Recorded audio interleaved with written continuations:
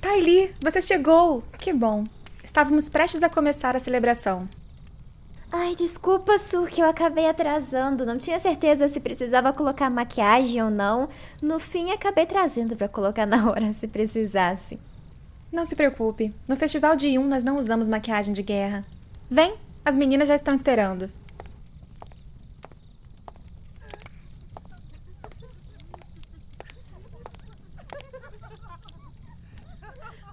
Então, do que se trata esse festival mesmo?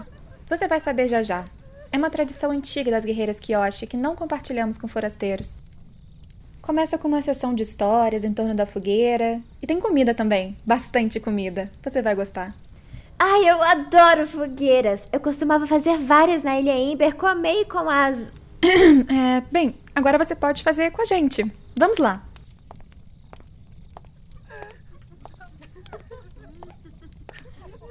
Meninas, estamos todas aqui.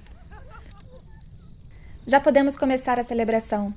E como esse é o primeiro festival de Yum da Ty Lee, eu queria começar contando a história que deu origem ao nosso festival. E quem sabe todas não podemos tirar algum ensinamento dela, não é? Ty Lee, por acaso você já ouviu falar do Avatar Yum? Avatar Yum... Ai, não. Tem avatares demais pra decorar o nome de todos. Espero que você não tenha medo de histórias de terror, porque essa é uma das mais assustadoras que temos para contar. Essa informação não vai constar em nenhum registro histórico ou documento oficial. O Reino da Terra fez muito esforço para escondê-lo e preservar a sua reputação. Mas nós somos as guerreiras Kyoshi. Nossa ordem foi fundada pela Avatar da Terra em pessoa. E ela sabia o quão importante era que conhecêssemos todos os fatos sobre a sua origem. Quando o Avatar Kuruki morreu, o mundo foi cercado de incerteza. Os sábios tiveram muito trabalho para encontrar o seu sucessor. E não era para menos. Os métodos utilizados para encontrar o Avatar são muito falhos, especialmente no caso de Kyoshi. Abandonada pelos pais na pequena cidade de Yokoya, sem uma idade conhecida ou com uma grande dificuldade para dominar a Terra, ninguém pensaria que a reencarnação de Kuruki poderia estar naquela garota. Seguindo as recomendações dos sábios da Terra, os antigos amigos de Kuruki chegaram a visitar Yokoya e até construíram uma mansão ali, mas não identificaram a essência de Kyoshi, que acabou sendo contratada como uma mera serva. Anos depois, quando o mundo já estava à beira de desistir da continuação do ciclo Avatar, um jovem garoto de Makapu despertou a atenção dos senhores de Kyoshi, Kelsang e Tianzu. O garoto se chamava Yun, e não só era extremamente habilidoso com a dominação de terra, mas também utilizava as mesmas técnicas de Kuruki para jogar Paixô.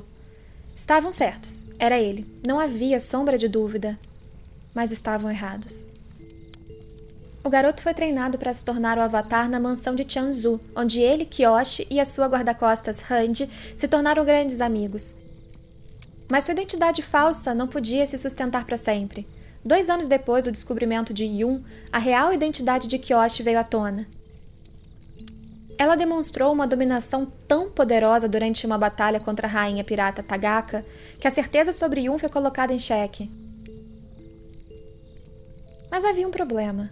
Nenhum dos dois conseguia dominar fogo. Como poderiam então determinar o verdadeiro Avatar?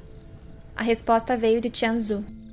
O mestre de Kyoshi e Yun os levou até uma colina, onde prometeu contatar um espírito que saberia dizer qual dos dois era o verdadeiro Avatar.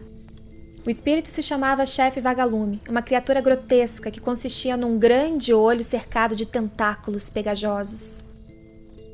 O chefe Vagalume de fato testou os dois jovens, e ele de fato reconheceu que Kyoshi era o Avatar. Mas Tianzu não havia dito o que aconteceria com aquele cuja identidade fosse negada. O chefe Vagalume envolveu seus tentáculos nos tornozelos de Yun e o arrastou para as profundezas do mundo espiritual. Kyoshi se viu impotente, enfraquecida pelos incensos alucinógenos de Tianzu, e quando recuperou suas forças, já era tarde demais. O Yun morreu? A Kyoshi pensou que sim, mas calma, a história fica ainda mais horrível.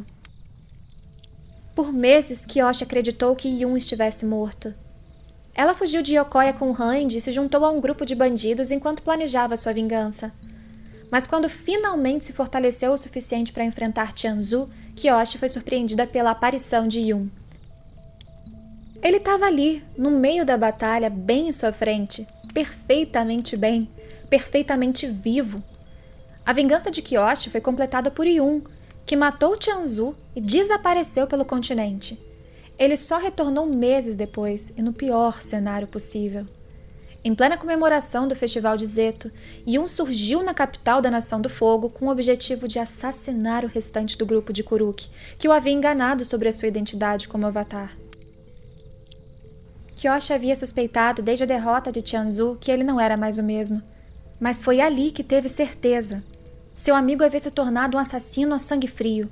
Todo o amor que um dia havia habitado seus olhos havia desaparecido. Aquele não era mais Yun. Não tinha como ser. Já sei! Ele tinha sido possuído pelo chefe vagalume. É bem mais complicado que isso. No início, Kyoshi de fato pensou que seu amigo tivesse sido possuído pelo espírito. Era a única explicação. Não tinha como aquela pessoa que ela tanto amou ter se tornado aquele ser horrível. Ela decidiu descobrir tudo o que podia sobre o chefe vagalume para poder salvar Yun. E foi então que descobriu o lado obscuro da vida do seu antecessor, o avatar Kuruki. O conhecimento comum sobre a vida de Kuruki é que ele teria sido um jovem de espírito livre que se aventurou pelo mundo todo até a perda de sua amada, que o levou à loucura e à morte. Mas há muito mais na história de Kuruki do que se conta. Durante muitos de seus últimos anos de vida, ele enfrentou diversos espíritos malignos em segredo, que acabaram com sua força vital. E o maior e mais terrível deles foi o chefe vagalume.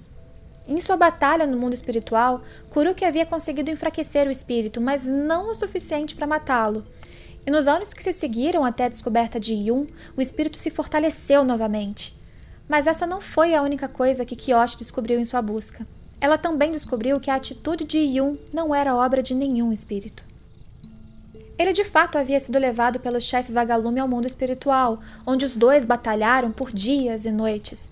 Mas não foi o espírito que derrotou Yun, e sim o contrário. Ele não estava possuído, era apenas ele mesmo.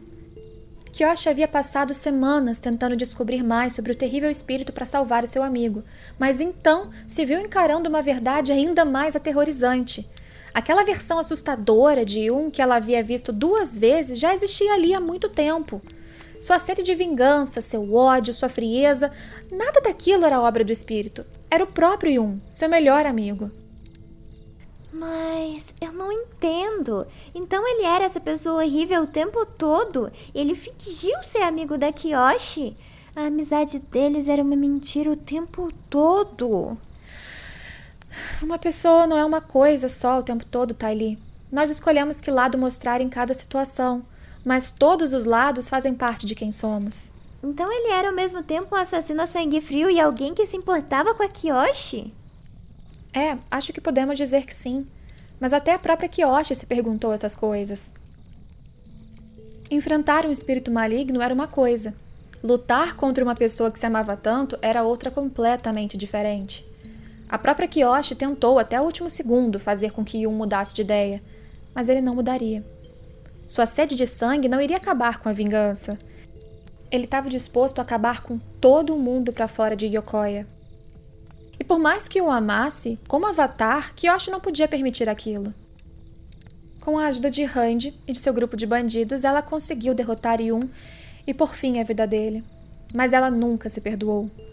Por anos ela se perguntou se havia feito a escolha certa, se poderia ter havido alguma forma de salvar a vida dele. Foi preciso muito tempo, muitas vivências e muito desenvolvimento espiritual para que Kyoshi finalmente ficasse em paz com suas escolhas. Eventualmente, ela entendeu que de fato fez tudo o que pôde. Yun a culpava por roubar sua identidade de avatar, mas Kyoshi não havia escolhido aquela vida. Ela aceitou seu manto porque era o seu dever, e sempre teve o bem maior como norte das suas decisões. Yun fez as próprias escolhas. Enquanto ela aprendeu a controlar os sentimentos negativos, ele se deixou consumir por eles. E isso não era culpa dela. E também não era sua responsabilidade salvá-lo do abismo. Sua responsabilidade era com o mundo físico e o espiritual, e ao matar Yun, ela cumpriu seus deveres, por mais doloroso que aquilo fosse. Quer dizer que quando o amigo se entrega pro mal, nós não devemos tentar ajudá-lo? Não, não é isso. Mas há um limite de até onde podemos ajudar aqueles que amamos. E esse limite é quando essa pessoa começa a ser uma ameaça para nós e para os outros. As pessoas tomam decisões ruins que as levam para o mal, e não é nossa responsabilidade salvá-las se elas não querem ser salvas. Mas não significa que deixamos de amá-las, ou que não estaremos aqui se elas decidirem melhorar. A Kyoshi criou esse festival não só para que nos lembrássemos da decisão que ela tomou, mas também para que a memória do Yun nunca fosse esquecida pelas guerreiras. Sinceramente, acho que ela nunca deixou de amá-lo. Acho que você tem razão. Agora, cadê aquela comida que você mencionou?